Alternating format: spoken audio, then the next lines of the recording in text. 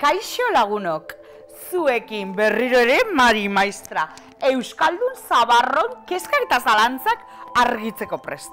Gaurkoan, jaso dugu atarrabiatik gutun bat, gutun bat, ohar bat esango dugu, oso laburra baita. Eta anonimoa, zenbat aldiz esan dizuet izena jartzeko? Ara, gure herriko apaisak, hileta ospatu esaten du. Hori ondo dago? Hileta ospatu, ene, amaika entzuteko jaioa gara. Hileta ospatu! Tira, euskalgintzak eta pirritx eta porrotxek aldarrikatzen dute bizipoza, baina azken aldian dena da ospatu, hileta ospatu. Ara, baliteke ospatzea, gaiztoren baten hileta baldin bada, behar bada pozik egongo gara, baina ospatu.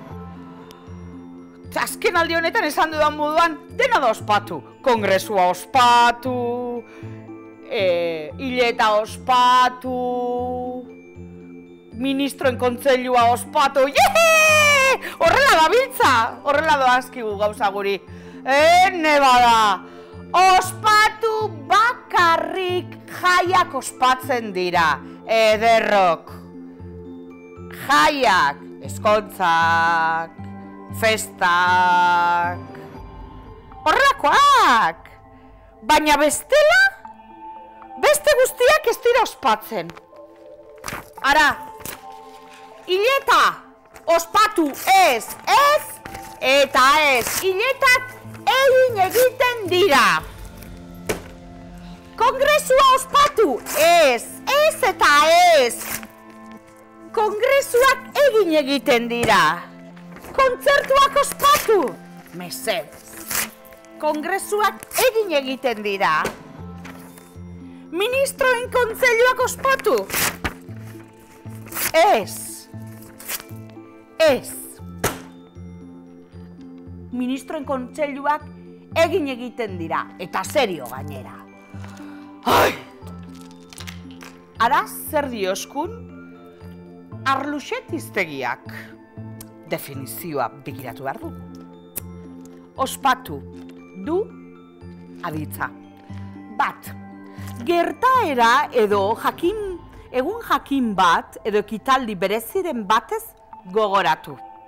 Gertaera jakin bat dela eta jai edo ekitaldi bereziren bat egin.